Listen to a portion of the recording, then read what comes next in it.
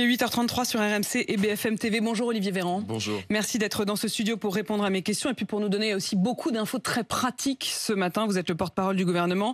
On craignait déjà de ne pas avoir assez de gaz et d'électricité et maintenant on s'inquiète sur l'essence. Je voudrais commencer par ça. Quelle est la situation ce matin dans les stations essence et de la situation de l'approvisionnement ? La situation, elle est disparate.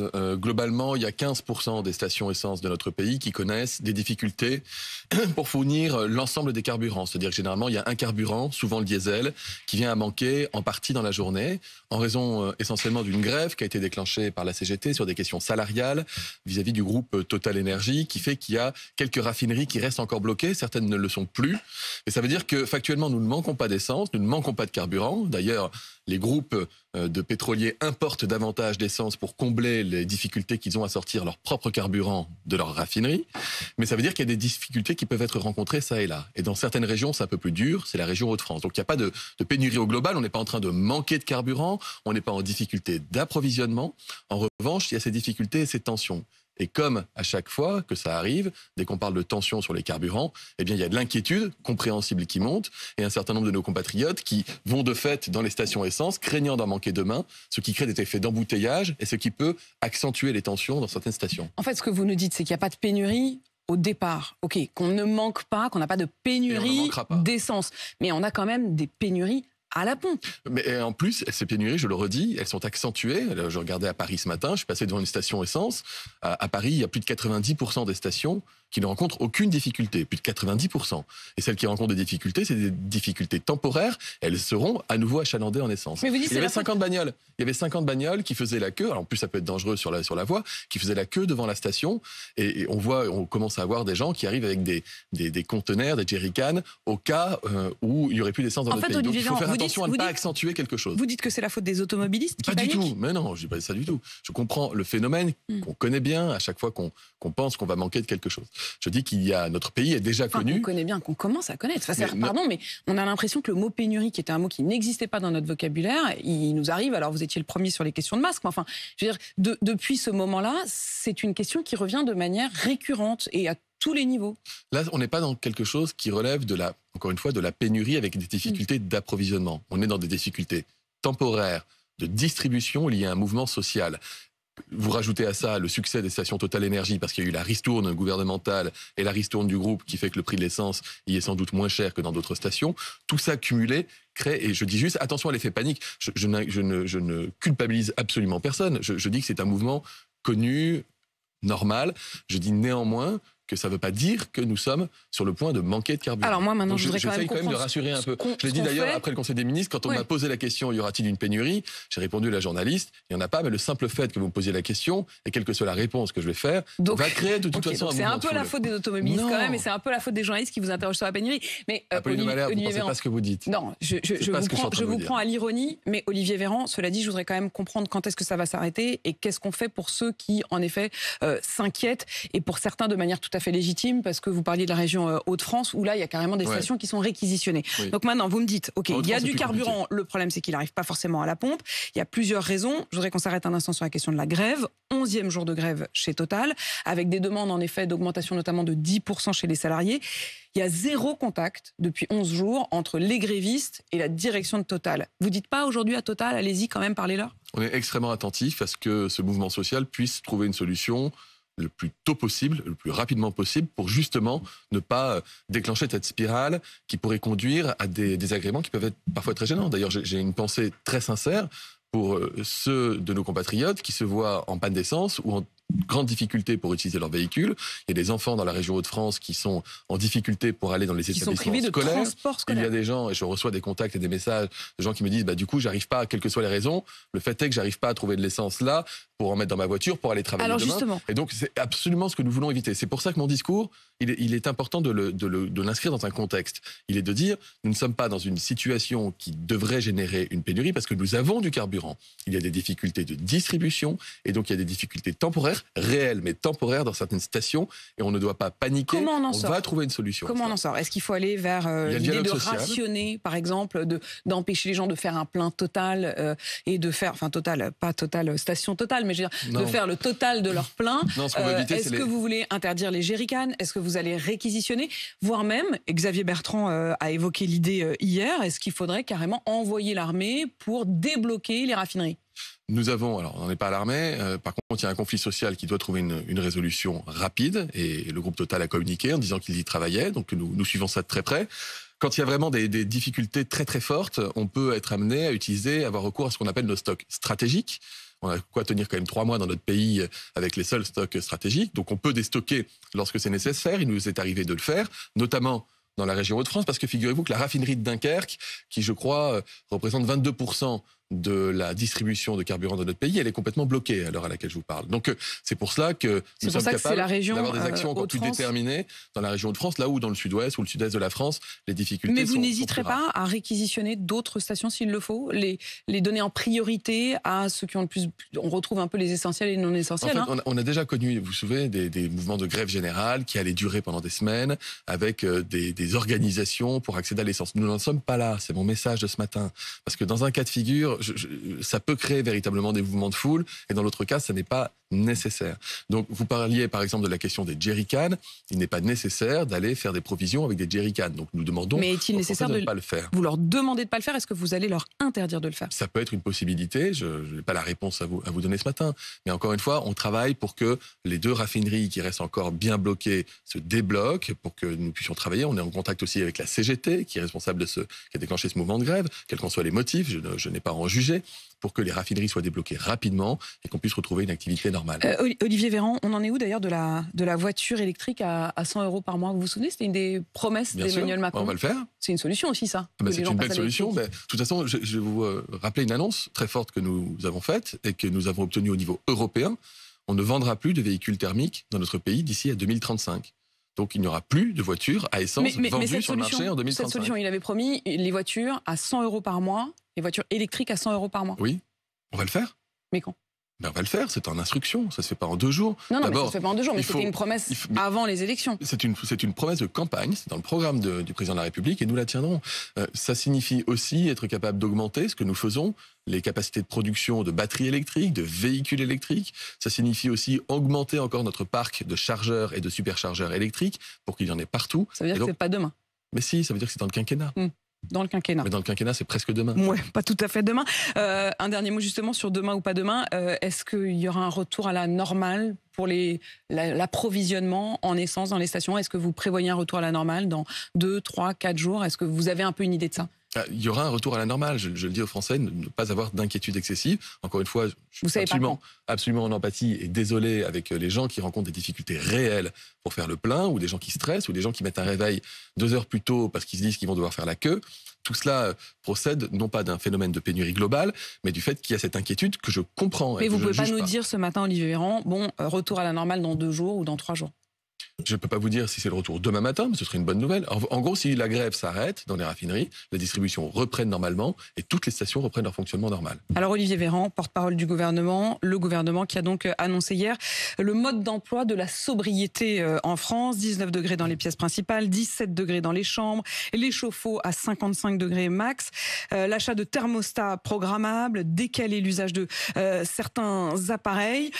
Et pour autant, il y a aussi des mesures qui n'ont pas été retenues. Ça, c'est les mesures retenues donc, mais celles qui n'ont pas été retenues, c'est notamment le passage à la flotte justement auto électrique du gouvernement, le télétravail obligatoire pour fermer des bureaux. Pourquoi ? Ce que nous voulons d'abord, c'est passer l'hiver et passer au vert, si je puis dire. Notre objectif, c'est la neutralité carbone en 2050. Jamais les punchlines, jamais. Vous savez qu'on fait tout de façon spontanée. Oui, bien sûr. Et donc, pour cela, nous voulons des mesures qui soient acceptables dans la durée. Et vous en avez cité quelques-unes. Je vais en prendre une. Le chauffe-eau. Moi, je ne savais pas. J'ai un chauffe-eau chez moi, je ne savais pas, il chauffe spontanément l'eau à 70 ou 80 degrés. Je ne sais pas si vous avez déjà essayé de vous doucher ou de vous laver les mains à 70 ou 80 degrés, mais ça brûle. C'est presque une casserole en pré-ébullition. Vous réglez la température du chauffe-eau. En réalité, ça permettra d'éviter que votre chauffe-eau consomme beaucoup d'énergie pour chauffer votre eau alors que vous n'en avez pas besoin à des températures que vous n'utilisez pas. Vous ne verrez pas la différence, votre facture baissera. Ça, c'est une mesure. Ensuite, regardez bien le plan qui a été présenté hier. Le gros de l'effort, il est demandé à l'État. Nous le demandons à nous-mêmes. des températures réglées à 19, et lorsqu'il y a des pics de consommation, ce sera 18 degrés dans les bâtiments de l'État. On va même être amené à fermer des bâtiments ministériels pour faciliter et rendre même obligatoire le télétravail lorsque la situation va le nécessiter. On limite à 110 km/h sur l'autoroute la vitesse pour les voitures de fonction lorsque les missions ne sont pas urgentes. Donc vous voyez, c'est ce type de mesures. Ce qu'on veut, c'est quelque chose d'acceptable dans la durée, qui ne bouleverse pas le quotidien des Français. En fait, ce que vous nous dites, c'est que c'est pas juste cet hiver.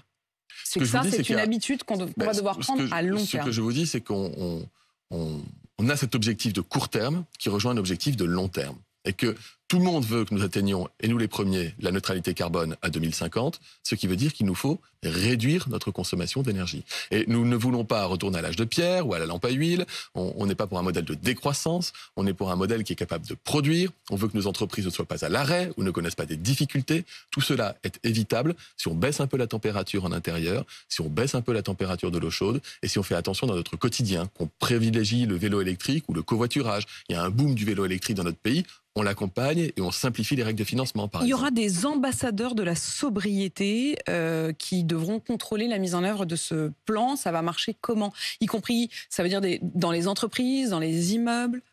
Ça veut dire qu'il y aura des... Vous parlez de contrôle, moi je parle d'accompagnement. Parce que l'ensemble des mesures dont on est en train de parler, qui sont comprises dans le document qui est disponible sur le site du gouvernement, l'ensemble de ces mesures, elles peuvent nécessiter de l'accompagnement pour les modalités de mise en place. Et donc on ne veut pas que les gens se retrouvent forcément tout seuls, surtout dans des bâtiments collectifs, pour décider comment... Ils vont être choisis comment, ces ambassadeurs de la sobriété? Il y a de la formation qui est déjà en cours dans le milieu des entreprises, dans le milieu des agences de l'État. On a une belle agence aussi qui s'appelle l'ADEME, qui est chargée de réfléchir, d'innover, d'identifier, de contrôler, d'accompagner. Nous le faisons très bien dans la rénovation thermique, par exemple. Et ce ne sera pas contraignant, c'est-à-dire que ils vont aller, je sais pas, dire ah bah non, là faut baisser le chauffage, vous êtes encore à 22, mais il y aura pas, ils vont pas taper sur les doigts, ils vont pas imposer des sanctions financières. Enfin, je veux dire, c'est juste de l'incitation. Vous savez, il y a 750 000 Français qui l'année dernière ont fait le choix de procéder à la rénovation thermique et qui ont fait appel à ce qu'on appelle ma prime Rénov pour avoir un accompagnement financier de l'État. 750 000 sur une année. On prévoit que ce soit 700 000 par an. Pourquoi? Parce qu'il y a cette véritable attention portée à la cause climatique et il y a cette volonté de réduire les consommations énergétiques lorsqu'elles ne sont pas indispensables. Ce qui veut dire que le volontarisme des Français, il est réel et nous voulons nous appuyer sur ce volontarisme pour progresser. Donc il n'y a pas besoin d'avoir sans arrêt des contrôles et des sanctions. On a des nouvelles de nos réacteurs nucléaires à l'arrêt? On a les nouvelles que EDF nous donne, c'est-à-dire qu'il y a 28 réacteurs sur 56 qui ne fonctionnent pas aujourd'hui. Certains parce que c'est les traditionnels contrôles qui sont effectués. Vous savez, il n'y a jamais tous les réacteurs qui fonctionnent en même temps, c'est normal. Et d'autres parce qu'il y avait ces sujets de corrosion. Donc nous sommes très attentifs à la sécurité. Mais est-ce qu'on est en train de prendre du retard dans la réouverture de ces réacteurs? C'est EDF qui est responsable de la réouverture des réacteurs et EDF continue de nous assurer que dans les prochaines semaines, dans les prochains mois, les réacteurs actuellement à l'arrêt retrouveront leur fonctionnement normal. Il était prévu que les réacteurs à l'arrêt soient rouverts avant l'hiver. Est-ce que ce sera le cas? EDF ne nous dit pas le contraire aujourd'hui. Et on suit ça de très près. Vous avez l'air pas complètement sûr. Non, parce que c'est pas moi qui ai un bleu de travail et qui vais dans une centrale. Mais bien sûr. Mais vous comprenez bien que tout ce qu'on fait comme effort, si les réacteurs étaient ouverts, on serait moins inquiets. Je vous dis que EDF ne nous dit pas autre chose que ce qu'ils nous ont dit la semaine dernière et le mois dernier. Et la Russie. Donc on a toutes les raisons d'espérer. La Russie, Joe Biden, qui à l'instant alerte, je cite, contre le risque d'apocalypse nucléaire. Est-ce que les Français doivent être inquiets?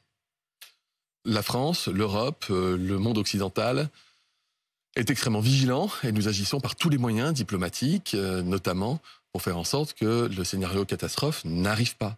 Nous avons entendu les menaces qui ont été proférées, reproférées par Vladimir Poutine, mais le canal diplomatique qui est maintenu nous permet aussi de passer le message qu'il est hors de question que cette situation puisse Est-ce que vous survenir. savez si la France travaille aussi à des scénarios, s'il y a une attaque nucléaire en Ukraine, quelles conséquences pour la France? Mais nous travaillons de façon extrêmement serrée à toutes les hypothèses, notamment du fait de la centrale de Zaporijia, vous le savez, en Ukraine, où les co-belligérants continuent pour l'instant, Aujourd'hui, elle est sous contrôle russe.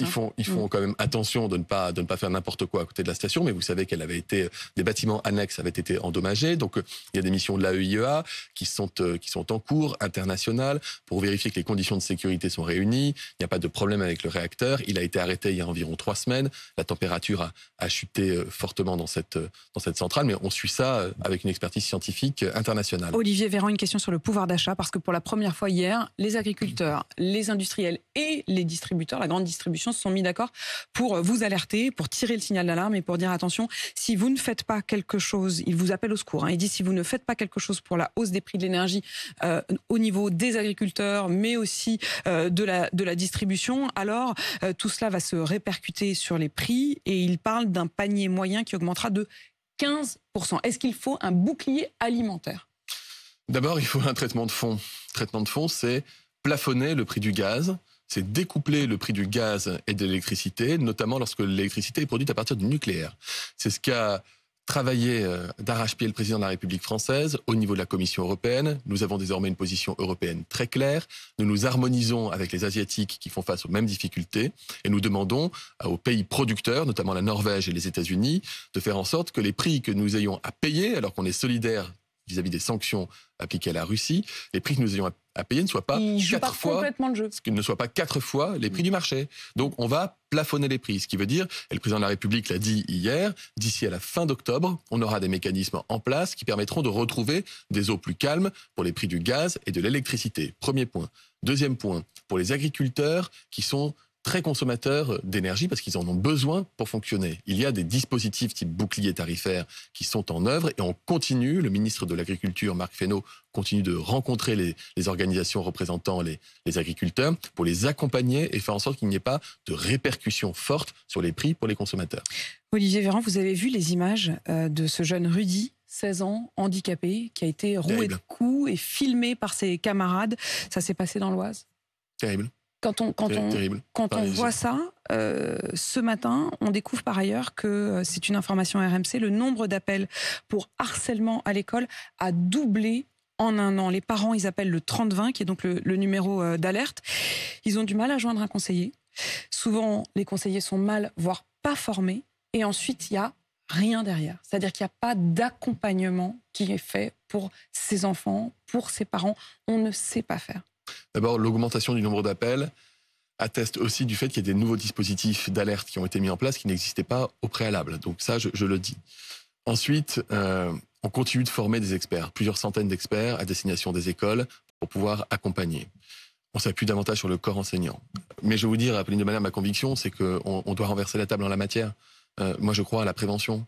Il y a des pays du nord de l'Europe qui sont capables de faire des ateliers, des mises en perspective avec des harceleurs, des harcelés, des témoins, avec des systèmes de jeux de rôle pour que les enfants comprennent la gravité de ce que c'est que le harcèlement. Il y a trop d'enfants dans nos écoles qui subissent du harcèlement qui a un impact considérable, non seulement sur leur mental, sur leur équilibre général, sur la capacité d'apprendre. Est-ce que vous allez profiter, par exemple, du budget ? Il y avait nécessité aussi d'une prise de conscience collective du drame humain que peut représenter le harcèlement scolaire. On met un numéro et derrière, il n'y a rien. C'est fait. Non, il n'y a pas rien. Pardon. Il y a le développement. Vous avez des professionnels. Je ne peux pas laisser dire que les gens ne seraient pas formés pour cela. D'abord, ce sont des gens qui sont volontaires pour le faire. C'est pas moi qui le dis. C'est notamment Hugo qui a l'une des dernières associations qui aide encore les familles. Je vous dis juste, je peux entendre qu'il y ait des situations qui n'aient pas trouvé une réponse suffisante. Et j'en suis désolé. Et on doit travailler pour nous améliorer. Ce qui ne veut pas dire qu'il faille jeter l'ensemble des dispositifs et de tous les acteurs. Mais en tout cas, vous êtes conscient du problème et vous dites qu'il faut renverser la table. Évidemment. Je voudrais une question quand même politique, parce qu'il y a eu ce tweet de Jean-Luc Mélenchon hier qui appelle le 5, et il rappelle que le 5 et 6 octobre 1789, les femmes qui marchaient sur Versailles contre la vie chère, elles ramènent, je cite Jean-Luc Mélenchon, elles ramènent alors le roi, la reine et le dauphin de force à Paris sous contrôle populaire. Faites mieux le 16 octobre. Le 16 octobre, c'est son appel pour une marche contre la vie chère. Faites mieux ou faites pire, en l'occurrence, qui veut dire Jean-Luc Mélenchon. Je veux dire, il y a une désolidarisation, et je la salue, de partis plus traditionnels au sein de la NUPES. Olivier Faure, notamment du Parti Socialiste. Qui considère qu'il dépasse les bornes, mais c'est pas la première fois qu'il dépasse les bornes. Jean-Luc Mélenchon sur ces mots. Non, mais il est tout le temps dans l'outrance, dans l'appel à la violence sociale. C'est un appel à la violence sociale. C'est un appel à la violence sociale. C'est un appel à la violence sociale. déguisé, il pourra toujours dire c'est pas ce que je voulais dire. Mais vous voyez toujours ce discours borderline qui flirte avec ça. On connaît bien ça, pardon de le redire, en Amérique centrale, dans certains pays d'Amérique du Sud, où on légitime parce qu'on considère que les gens n'ont plus que ce moyen-là. Pardon, le droit de manifester, il est constitutionnel. On le respecte, on l'accompagne. Mais les appels masqués ou directs ou indirects à une forme de violence sociale, c'est irresponsable, encore plus de la part d'un responsable public. Au-delà des propos de Jean-Luc Mélenchon, est-ce que vous redoutez une mobilisation sociale ? Mais nous, vous savez, on veut réformer notre pays, on veut transformer notre pays, et on veut le juste partage de l'effort. Le juste partage de l'effort. On veut que les Françaises et les Français comprennent que les réformes que nous menons, c'est pour répartir cet effort. C'est la justice sociale que nous voulons. Donc, nous voulons le plein emploi, et pour cela, nous voulons un marché du travail qui soit de nature à proposer un emploi à chacun et faire en sorte que les gens qui n'ont pas de travail en prennent un. On veut un système social qui soit équilibré financièrement pour ne pas avoir à augmenter la dette ni les impôts. Et donc, ça veut dire être capable de travailler un peu plus. Tout en faisant attention à ceux qui ont des carrières longues, des carrières hachées, etc., etc. C'est cette réforme, cette transformation de notre pays. Il y a des gens qui veulent l'immobilisme. Il y a des gens qui veulent le retour en arrière. Il y a des gens qui vous disent qu'il n'y a pas de problème. Ces gens-là, pardonnez-moi, ne partagent pas la responsabilité collective qui est la nôtre de faire en sorte que nos enfants et nos petits-enfants, si demain il y avait besoin d'un quoi qu'il en coûte, puissent encore le financer. Olivier Véran, porte-parole du gouvernement, merci d'avoir répondu à mes questions. Et je rappelle que vous avez dit en début d'interview, à propos de l'essence, qu'il y avait du carburant, qu'il n'y avait pas de pénurie de carburant, qu'il y avait simplement une difficulté à l'approvisionnement au niveau de la pompe. Vous voulez être des difficultés réelles et que nous travaillons à lever activement. Rassurant ce matin. Il est 8h53 sur RMC BFM TV.